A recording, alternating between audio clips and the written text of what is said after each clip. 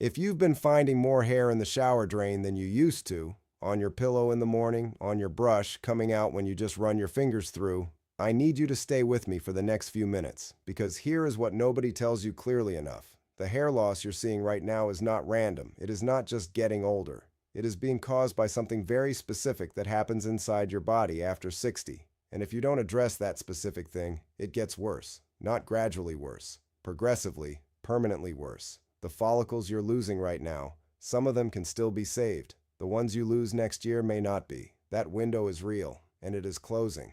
But here's what this video is actually about. There are 3 things: not expensive, not complicated, not requiring a prescription, that directly target what is causing this, backed by actual clinical research.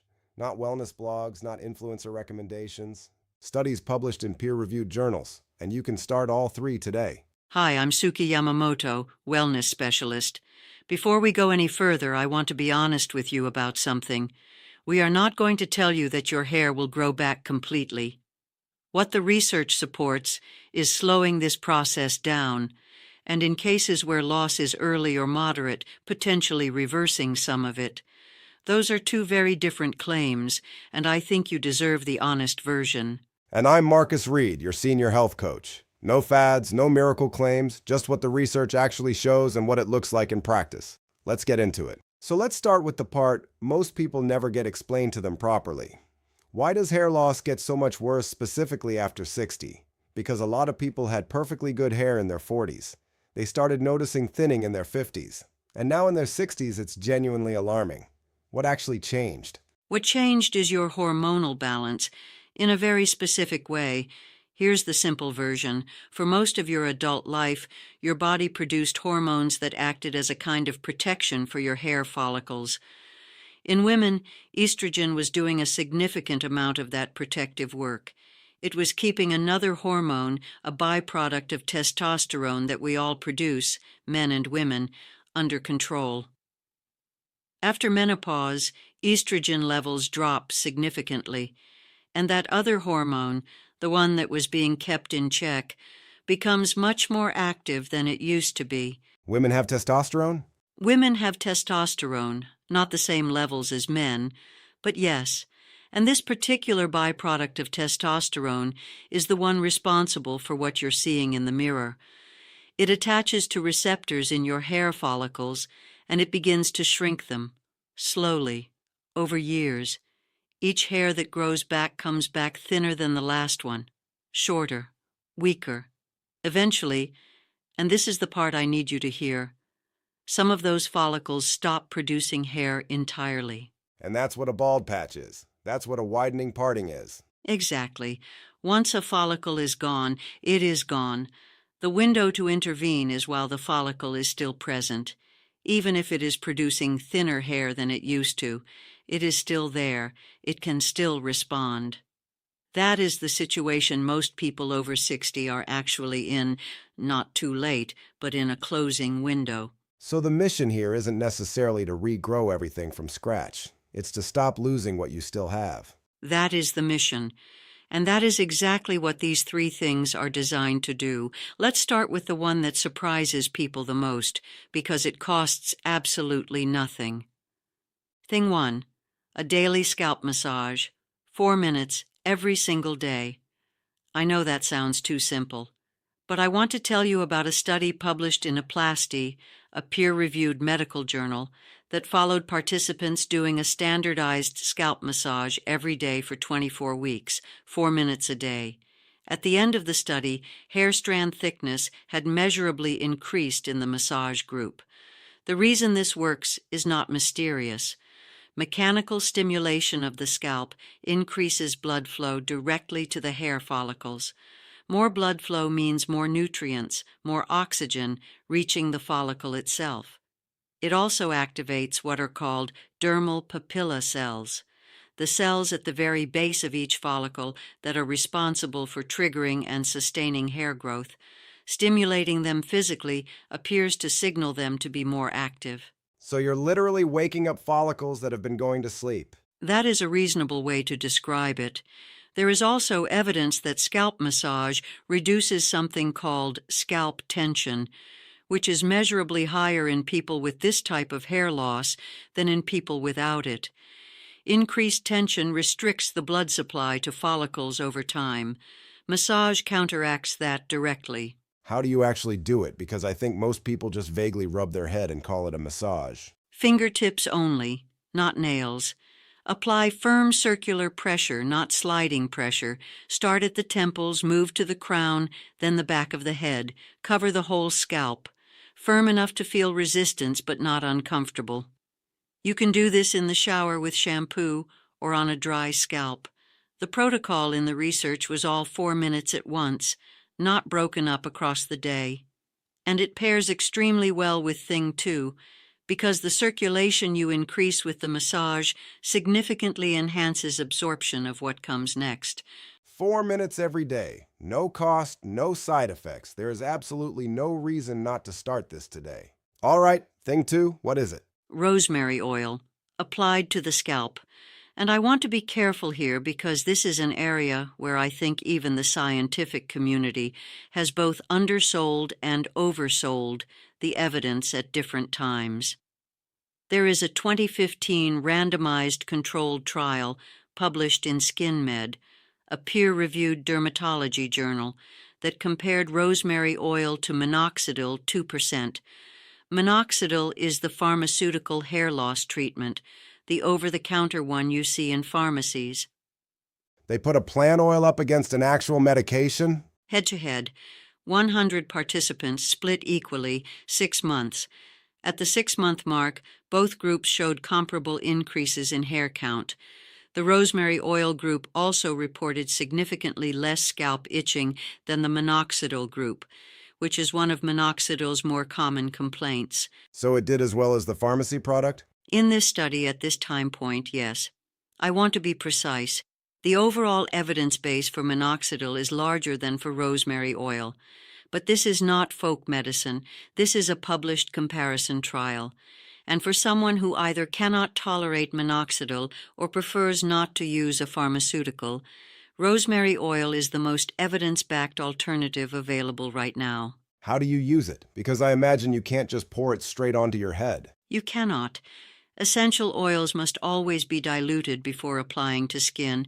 The ratio is 5 drops of rosemary oil to 1 tablespoon of a carrier oil. Coconut oil works well, jojoba oil works well. Mix them, then apply the mixture directly to the scalp. Not the hair, the scalp. Massage it in.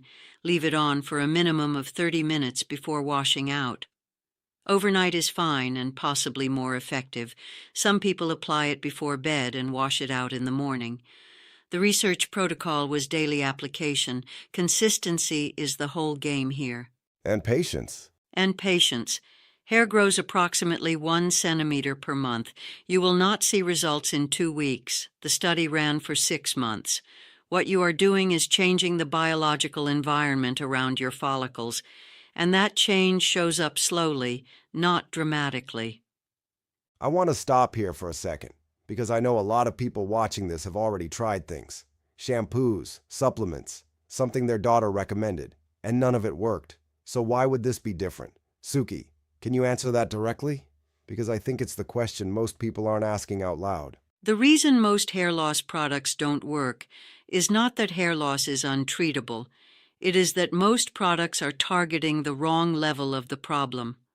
A DHT-blocking shampoo, the active ingredient, whatever it is rinsed off within seconds. It never reaches the follicle. A biotin supplement does nothing for hair loss unless you have a biotin deficiency, which is genuinely uncommon in adults who eat a normal diet. The marketing around biotin for hair is substantial. The evidence is not. These 3 things are different because they target the follicle directly, either through circulation, through a clinically studied topical compound, or through the hormonal mechanism itself. That is a different category. Let's get to the third one. Thing 3, saw palmetto. This is a plant extract from a small palm native to the southeastern United States, and it is the most studied natural compound for this specific type of hair loss. There are two randomized controlled trials I want to point you to. The first, published in 2002 by Prager and colleagues, compared saw palmetto extract to placebo in people with early to moderate hair loss of this type. The saw palmetto group showed meaningful improvements in hair count and hair density compared to placebo. The second, published in 2016, tested a topical saw palmetto formulation. Similar findings, meaningful improvement in the treated group. What is it actually doing? How does it work? It targets the same enzyme that produces the problem hormone we talked about at the start, the same enzyme that pharmaceutical treatments target. The difference is, saw palmetto inhibits it more gently through a different pathway and with a much more manageable side effect profile. The effect is weaker than a pharmaceutical, I want to be honest about that. But for someone looking for a daily supplement that addresses the underlying hormonal mechanism without prescription medication, this is the most evidence-backed option that exists. Can women use it? Because the studies you mentioned were those in men. The primary trials were in men. However, a 2021 review published in the Journal of Cosmetic Dermatology specifically examined saw palmetto for female pattern hair loss and concluded it is a promising intervention. The mechanism is identical in women. The enzyme works the same way. The dose used in most studies is 320 milligrams per day of a standardized extract. As with any supplement, speak to your GP before starting, particularly if you are on any medication. But know that this is not a fringe recommendation. This is a compound with genuine peer-reviewed evidence behind it. So that's our three. Scalp massage, rosemary oil, saw palmetto, all targeting the same problem from three different angles. Circulation, topical stimulation, hormonal regulation, yes. Let's make this as simple as possible. 3 things, every single day. 1. Scalp massage, 4 minutes, fingertips, firm circular pressure, covering the whole scalp. Do it before you apply anything else. Free, no side effects, clinically studied. 2. Rosemary oil, 5 drops in a tablespoon of coconut or jojoba oil, applied to the scalp, 30 minutes minimum or overnight, based on a head-to-head trial against minoxidil. 3. Saw palmetto, 320 milligrams per day of standardized extract. Targets the hormonal root cause directly. Check with your GP first. And I want to say something to the people who are watching this and thinking, I'll start next week, or I'll try it when I have time. There is no version of this where waiting helps you. Every month that passes without addressing this, you lose more follicles. Some of those can be recovered. The ones you lose 6 months from now, a year from now, those windows close permanently. The time to start is now, not because of anything we're selling you, because of how hair follicle biology actually works. And one final thing. If you have been losing hair significantly for more than 3 months, please ask your GP for a blood panel.